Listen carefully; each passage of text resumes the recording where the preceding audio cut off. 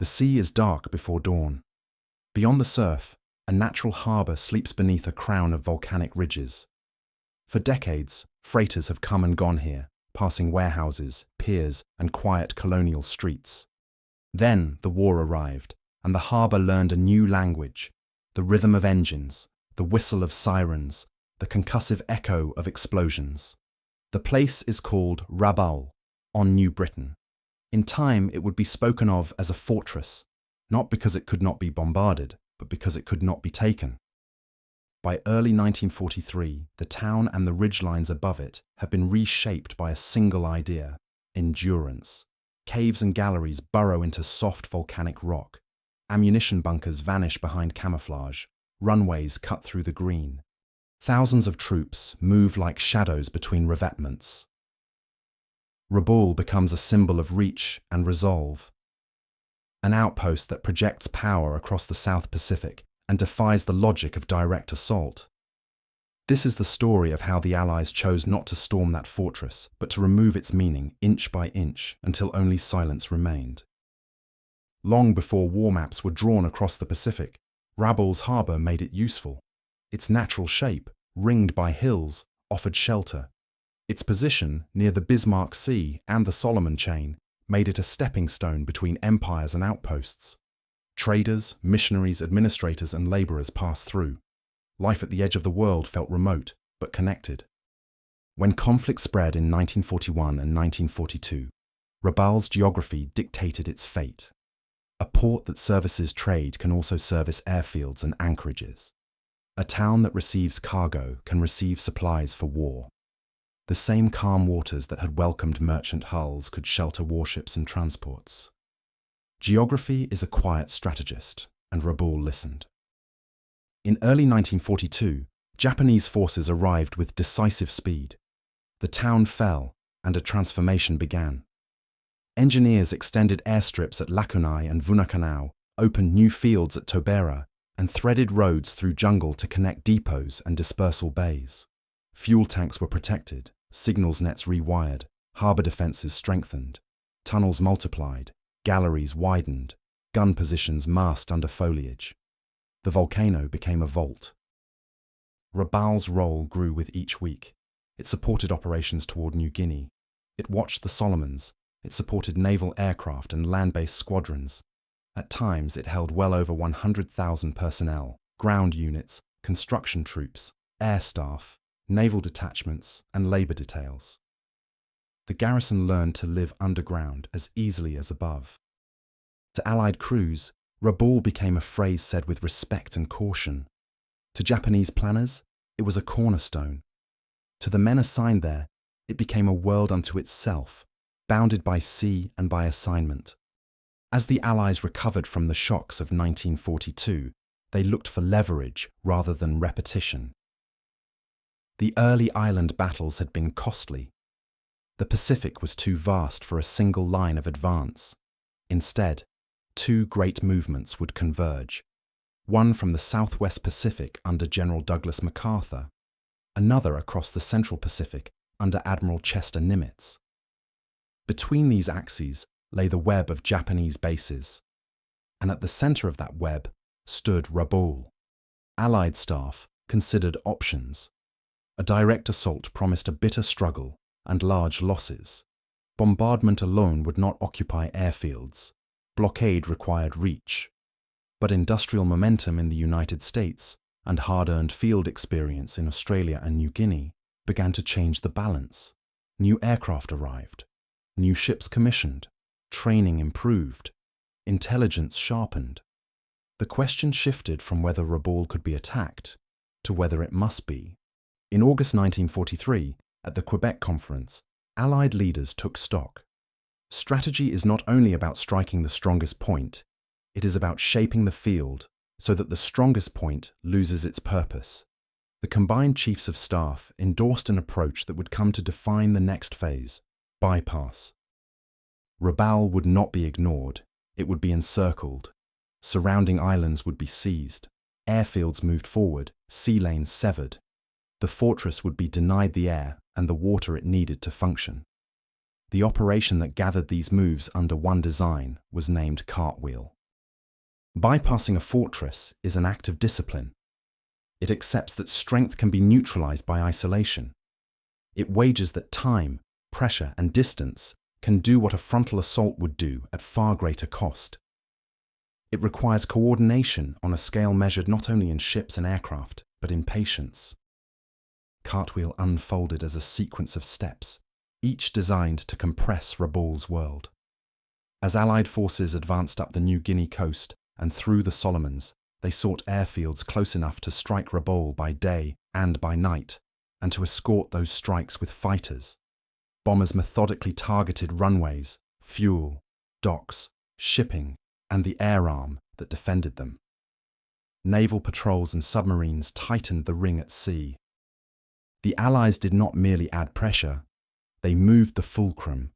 With every runway forced out of operation, with every transport intercepted, the distance between Rabaul and its sources of strength widened. The fortress did not crack, it was placed under a glass dome. Through late 1943, the air over the Bismarck Sea filled with contrails and smoke trails. From New Guinea bases and Solomon strips, American heavy bombers and medium bombers, joined by Australian strike aircraft, turned toward Rabaul in waves. The approach routes varied. Altitudes changed. Timing alternated. The goal was persistence. The defenders were skilled. Anti-aircraft fire was dense and coordinated. Japanese fighter units met raids with determination, but attrition is a quiet arithmetic. Each day, a few fewer aircraft could rise. Each week, the effort to repair craters and service engines became heavier. The harbour, once busy with anchors and cranes, began to hold silhouettes that no longer moved. Fires burned longer. Plumes drifted farther. Accounts of November 1943 describe a crescendo. In a series of concentrated raids, runways were torn open, dispersal areas struck, shipping damaged or sunk, and support facilities ruined. After these blows, Rabaul remained defended, but its ability to project power outward was changed. Inside the fortress, the weight of command pressed down on General Hitoshi Imamura. He understood the symbolic and strategic value of Rabaul. He could not abandon it. He could not draw the enemy into a decisive ground battle on terms that favored the defenders because the enemy declined to present that target. He could strengthen tunnels, ration fuel, grow gardens against shortages, and maintain discipline. He could prepare to fight if the enemy came, but the enemy was fighting in a different way. Imamura's later recollections speak to the experience of waiting while the world contracts.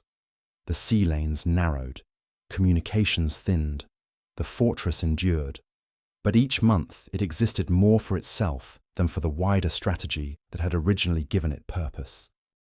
Harbours are arteries for any base. Rabaul's docks and anchorages had carried cargo, spare parts, ammunition, and fuel. As the air war tightened, those arteries clotted. Ships that ventured into the zone risked interception. Those that remained in the harbour risked being marked and hit. A port can be busy or it can be silent. Silence, in war, is not peace, it is a symptom. Rabaul's defenders adapted. They dispersed what they could, hid what they could, transferred what they could inland. They made the most of tunnelling and concealment. But a fortress cannot run on concealment alone. The meaning of the place had been its command of the air and the sea around it. As that command slipped, the base ceased to be an offensive engine and became a garrison. November's raids are often remembered as the moment when the balance shifted decisively. Allied reconnaissance noted the results in pragmatic terms: airfields unserviceable, fuel sites burning, shipping disabled, response weaker. Aircrews remembered the density of defensive fire and the sight of the harbour under smoke. Analysts after the war would note that Rabaul's offensive capacity effectively ended that month. It could still defend. It could still injure. But the direction of pressure had reversed. The change did not announce itself with a single dramatic signal. It became clear across many flights, many days, a pattern in which each Allied step forward had to be met by the defenders with greater effort for less return. That is how isolation works. It trades spectacle for certainty.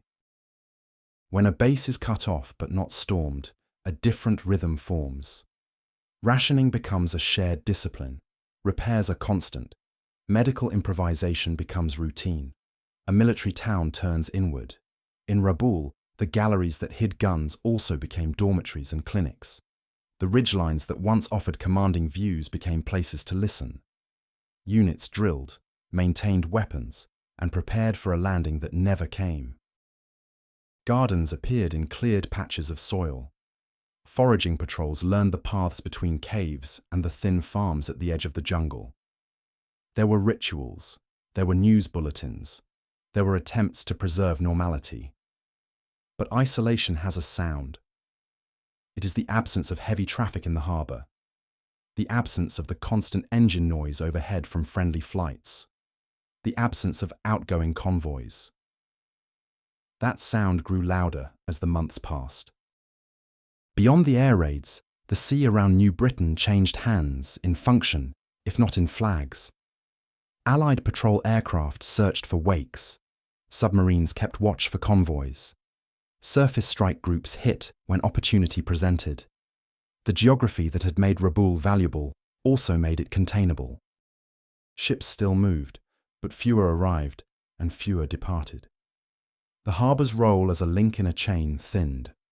The garrison's eyes turned more often to notice the absence of certain signals, the longer intervals between certain routines. The fortress retained its walls. The land around it did not change hands. But its bridge to the wider war shortened until it was a memory.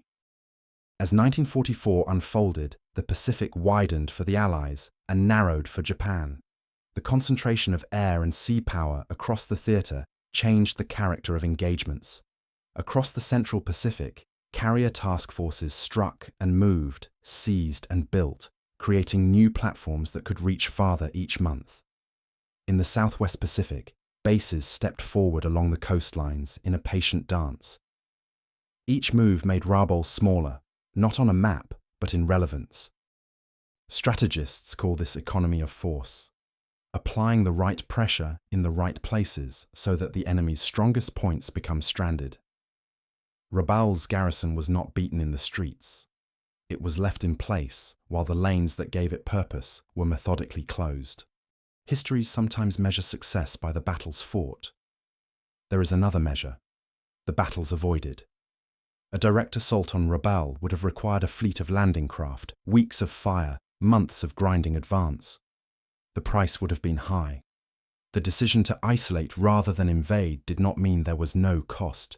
It meant the cost was paid in raids, patrols, fuel, spare parts, planning, and patience. It was paid in sorties flown and in ships at sea. But it was not paid in a city-by-city fight through tunnels and ridges. This is part of the legacy of Cartwheel.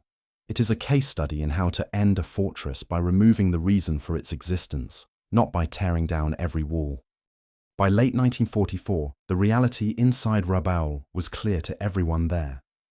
Units trained and rotated duties, signals were kept in order, commanders maintained organization and discipline. The prospect of an Allied landing was planned for, rehearsed, and described in orders. But the landing did not occur. Waiting itself became an act of endurance. The strongest fortifications create a paradox. The better they are, the more the enemy may choose not to test them. The men who built and manned those positions learned that quiet can be harder to bear than noise. War is not lived only by those in uniform. In and around Rabaul, civilians had endured occupation, scarcity, and fear. As the base turned inward, the civilian experience turned more fragile. Families navigated shortages with resourcefulness and restraint. They preserved what they could, hid what they must, and waited for a future none could clearly predict. When the fighting passed them by, it left a different kind of mark, a long time spent in uncertainty and in the shadow of great preparations. When the tide finally moved past Rabaul for good, the questions of return and reconstruction began, questions that would not be answered until after the surrender. In August 1945, with Japan's capitulation, the sealed city opened. In September, Australian officers oversaw the formal surrender of the garrison at Rabaul. Tens of thousands emerged, thin, disciplined, organized. Weapons were stacked. Records were gathered. Locations were documented. The troops had not been routed. They had been contained. They laid down arms not because they were driven from their positions, but because the war that had given those positions meaning had ended. The moment remains one of the war's quiet milestones. A vast enemy force, intact behind its fortifications, giving up its arms without a final clash. The fortress had never fallen. It had simply been left outside the line of advance until surrender made a battle unnecessary. Operation Cartwheel demonstrated a principle that would echo through strategic thought. If an enemy stronghold can be isolated, its defeat can be achieved by function rather than by destruction. The approach demanded accurate planning, reliable logistics, and patience, but it saved lives that would otherwise have been lost in street-to-street fighting. It also required confidence that the strangulation would hold and that the enemy would not find a way to break the ring. The choice does not make for dramatic flags on ruined walls. It makes for charts that change color slowly and for a fortress that remains on the map as a name without momentum. But in modern war, that can be the difference between victory as spectacle and victory as design. Personalities transform strategy into action. In the Southwest Pacific, MacArthur's drive up the New Guinea coast and toward the Philippines ran in parallel with Nimitz's thrust across the Central Pacific. Their staffs synchronized to keep the pressure steady and the timing precise. Behind them stood planners, logisticians, air commanders, and naval officers whose work does not often make headlines but makes operations possible. On the Japanese side, General Imamura shouldered the responsibility of holding a symbol as its links were cut. In other islands, different commanders made different stands. Observers later compared leadership styles across the theatre, reflecting on resolve, communication, and the use of terrain. The Pacific presented many tests of command. Rabaul's test was the long wait of isolation. No plan works without information.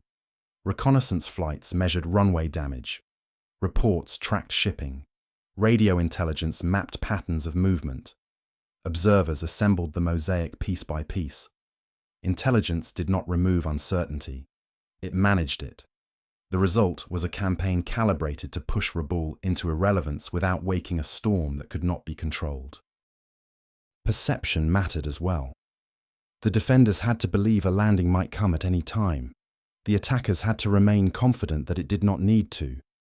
In that space between possibilities, Cartwheel operated. It is possible to discuss Cartwheel in terms of runways, tonnage, and sortie rates. Those measurements are real. But the campaign was also a human experience, lived by crews who flew long distances over water, by sailors who watched horizons, by ground teams who repaired the same wing again and again, by medical staff who worked with what they had, by families who rationed carefully, and by soldiers who climbed the same hillside steps each day to stand a post that felt both essential and increasingly isolated. The human edge of strategy is patience. It is the discipline to repeat necessary acts without fanfare. It is the acceptance that a victory that looks quiet may cost less and mean more. As Rabaul was sealed, the war surged elsewhere. Across the Central Pacific, island groups changed hands. In the Philippines, landings and air operations accelerated. Fleets met. Air battles over distant seas altered the balance of trained crews and serviceable aircraft. These developments fed back into the pressure on Rabaul because they reinforced a truth the garrison could see in every empty anchorage. Help would not be coming in strength. By the time surrender ended the question, the outcome had been decided for many months by the simple fact that the fortress could not reach beyond its walls. After the war, the jungle began its slow work. Runways cracked, embankments shifted, bunkers grew damp and quiet. In some places, metal rusted into the earth. Visitors decades later would find the outlines of the design that had once made Rabaul formidable, softened by vines and weather. Locals walked paths that had once been patrol routes and cargo roads. the harbour returned to a civilian rhythm. Rabaul became a place where memory and landscape overlapped, a reminder that strategy leaves traces in stone and soil, and that time reclaims even the hardest lines.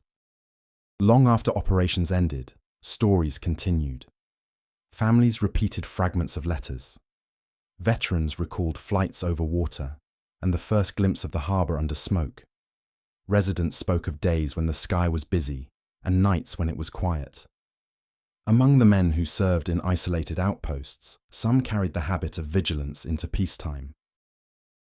In other corners of the Pacific, a few individuals, cut off and unwilling to accept that the war had ended, remained at their posts for years.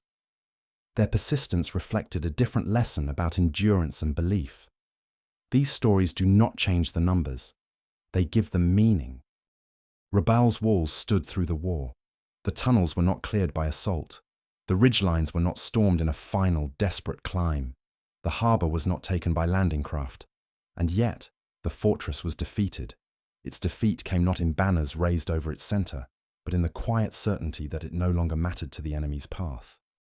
There is a kind of victory that leaves the adversary's strongest place intact and empty of purpose. Cartwheel delivered such a victory.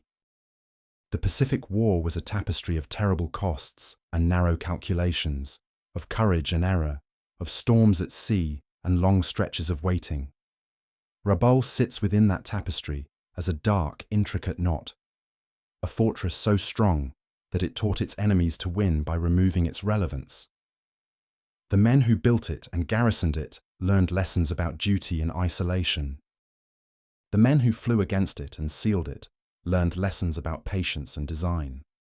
Civilians learned lessons about endurance and return.